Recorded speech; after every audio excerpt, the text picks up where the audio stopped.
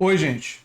Seria o bolsonarismo um sintoma de uma sociedade doente ou seria a doença em si, causa dos sintomas?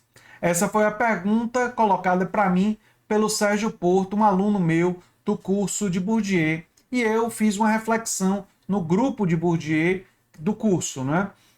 A reflexão que eu fiz lá foi meio longa, de 20 minutos, e eu vou tentar sintetizar essa reflexão aqui para vocês nesse vídeo.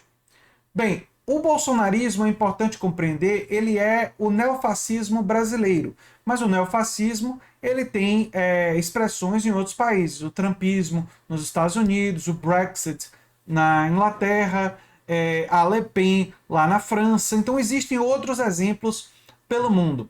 Mas quando o fascismo original e o neofascismo eles ascendem, existe uma série de características em comum que nós podemos observar. A principal delas é uma crise social, uma crise de resposta a interesses da classe trabalhadora, seja a classe trabalhadora está empobrecida, está com perda de esperança por algum motivo, e aí setores da classe trabalhadora são seduzidos pelas mensagens fáceis do fascismo. Foi assim no passado e é assim no neofascismo. Vejamos o exemplo dos Estados Unidos. Os Estados Unidos passa por uma desindustrialização que é acelerada durante o governo do Ronald Reagan. E aí, depois dessa desindustrialização, vai se acentuando. A classe média americana percebe perda de salários, há um empobrecimento dessa classe média, perda educacional, o sistema educacional americano, especialmente o público, caiu muito, dificuldade de acesso a serviços de saúde. Então as respostas que são dadas para essa classe média e a classe trabalhadora em geral não são boas e é uma classe que passa por um processo de empobrecimento. Isso acontece nos Estados Unidos, isso é um fato. E aí, como é que o Trump seduz essa classe trabalhadora? Ele vai para o meio oeste e ele mente, dizendo que vai trazer os empregos industriais de volta. Ele não trouxe. Até por isso, ele perdeu para o Joe Biden. Ele foi derrotado porque ele prometeu uma coisa que ele não foi capaz de entregar. Mas essa promessa, em um momento de crise, em um momento de desesperança, e encontrar culpados fáceis, no caso de Trump, são os latinos, são os mexicanos, são os muçulmanos, são os culpados pelo seu sofrimento. No passado fascista, sempre tinha os ciganos ou os judeus, armavam algum grupo populacional para responsabilizar, né? Esses são os culpados. No caso brasileiro, os culpados são os comunistas, os vermelhos, né? Os vermelhos. Esses são os culpados. E aí você encontra alguém a quem culpar, e depois de encontrar quem culpar, você diz que você vai trazer a solução. No caso brasileiro, a mensagem principal era de combate à corrupção. Claro que a gente sabe que também, assim como o Trump é mentiroso em relação a trazer os empregos, aqui foi uma grande fraude essa ideia de combate à corrupção, que mais tem no governo Bolsonaro é escândalo de corrupção, inclusive na própria família. Mas esse tipo de promessa, o uso do moralismo é um dos elementos, e o uso tentar responsabilizar um determinado segmento. Então, o bolsonarismo, o trumpismo, a Le Pen lá na França, o Brexit, eles só podem acontecer. A Le Pen não ganhou.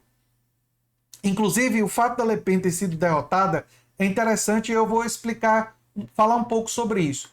Mas toda vez que você vê o neofascismo crescendo é quando ele é capaz de seduzir, com um movimento de massas, setores da classe trabalhadora através de alguma lógica, envolvendo responsabilização de algum grupo específico, esse é o grupo que é o responsável por todos os males, introduz na mente das pessoas vários elementos de ultranacionalismo, de medo de complô normalmente internacional, são características do neofascismo, né? Uma hostilidade muito grande com a ciência, com o conhecimento científico, e aí isso teve nos Estados Unidos, teve no Brexit, lá na Inglaterra, tem elementos disso também na Le Pen, e no Brasil nem precisa se falar, os elementos do negacionismo científico são assim abundantes. Então você tem todos esses elementos, e aí o que o neofascismo faz é sintetizar eles.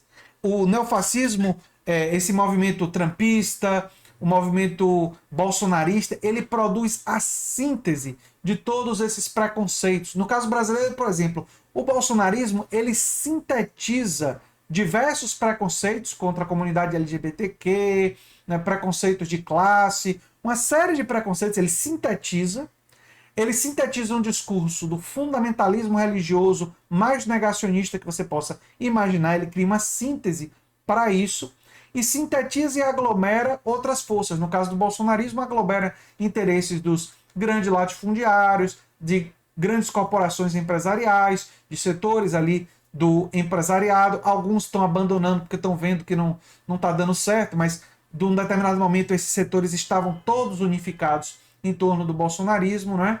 Uma agenda, no caso do bolsonarismo, para satisfazer a esses setores, uma agenda liberal de venda do Estado brasileiro, né? De redução de impostos, de redução de encargos trabalhistas, de redução de encargos previdenciários, de acabar com a aposentadoria dos mais pobres, por isso a reforma da Previdência. Então, você, através disso, você consegue sintetizar uma série de setores da sociedade, e aí você consegue ser, né, esses movimentos neofascistas conseguem obter algum êxito eleitoral. Foi assim com o trumpismo, foi assim com o bolsonarismo e foi assim com o Brexit, que conseguiu convencer a população em um referendo a votar a favor do Brexit, mesmo que boa parte da população britânica não soubesse exatamente as implicações legais e macroeconômicas daquele fenômeno. Então, é importante compreender que, no fundo, existem, digamos assim, os fatores que permitem que o neofascismo se instale. Você precisa de uma sociedade com a presença desses preconceitos, você precisa de uma sociedade com a presença de um certo anti-intelectualismo, você precisa ter uma classe trabalhadora entristecida, desesperada, não é? Vítima de uma crise econômica. A crise econômica no Brasil foi agravada pelas pautas bomba que ajudaram a derrubar a Dilma. Né? É bom sempre lembrar isso. Né? E o fato do Brasil, ao não ter feito reformas estruturais, não ter tido criado e ter abraçado o desenvolvimento de direitos sociais, foi uma tarefa que foi dada para nós pela Constituição Cidadã e que nós não conseguimos, né, preencher aquele projeto. Né? A Constituição Cidadã de 1988 projeta um estado de bem-estar social e a gente acaba não conseguindo atingir.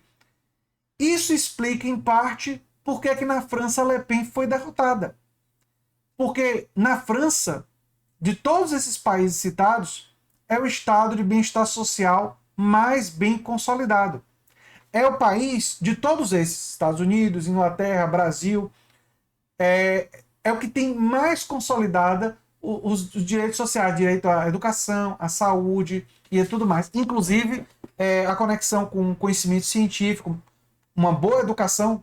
A educação na França é acima da média de todos os outros que a gente citou, bem distante, né, muito melhor do que as que a gente já tinha citado, os países, faz com que uma alternativa neofascista lá possa crescer com islamofobia, com preconceito com a comunidade islâmica, com preconceito com os imigrantes, que é um problema sério, né?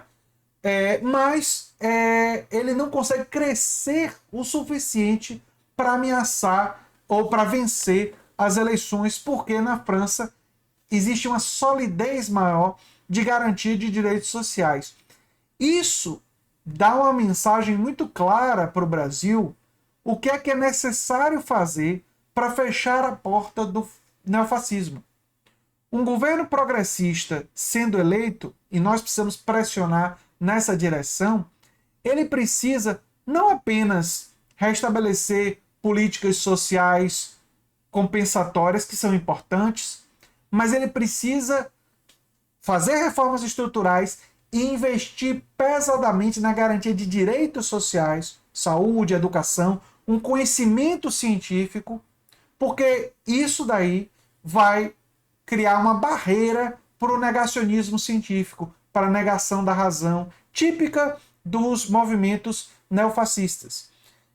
Se nós tivermos a garantia de direitos sociais consolidados, fortes e bem estabelecidos junto à população, que é uma coisa que demora, que é difícil e não é fácil se fazer, nós vamos ter uma população mais imunizada nesses tempos de vacina, vamos falar assim, imunizada para não ceder às tentações do neofascismo. Então, o bolsonarismo, enquanto fenômeno histórico, ele é um sintoma de todos esses problemas que existem na sociedade brasileira, mas ele também é uma síntese ultraconservadora, eu diria até reacionária, não é? De todos esses sintomas, de todos esses preconceitos, de todos esses elementos que mistura militarismo, que mistura fundamentalismo religioso, que mistura sectarismo religioso, eu diria até não apenas fundamentalismo, sectarismo religioso, que mistura uma série de preconceitos, que mistura golpismo, né? Negacionismo científico, os elementos do olavismo, ele sintetiza tudo isso e ele oferece isso num pacote completo para setores da população brasileira, em formato, às vezes, até de lavagem cerebral, perpetrada pelos grupos de redes sociais, né? Que lá isso daí vai sendo continuamente reproduzido, né? E para se contrapor a isso é necessário vencer eleições trazendo um projeto de restauração do que estava, sim, mas é necessário ir além para garantir direitos sociais universais, inclusive renda universal de cidadania, direito à saúde, direito à educação, e é necessário ter um sistema tributário mais justo, ou seja, implantar uma maior justiça social e uma educação científica, uma perspectiva científica junto à sociedade, para assim imunizar a sociedade e a maior parte da classe trabalhadora a essa mensagem tão danosa e tão devastadora, não é? Essa é a síntese que eu tinha para fazer sobre esse assunto. Se vocês tiverem curiosidade em relação ao áudio que eu fiz no grupo, eu posso ver uma forma de compartilhar o áudio com vocês também. Eu sou André Teixeira Jacobina, o canal é a Nova Máquina do Tempo. Se você gosta do que a gente faz, se inscreve, dá um like, compartilha. Quem sabe se torna membro ou apoiador, quem sabe faz um dos nossos cursos e participa dos nossos grupos, como o Sérgio, que fez essa interessante pergunta e que eu tentei sintetizar aqui. Um abração e até o próximo vídeo. Tchau, tchau.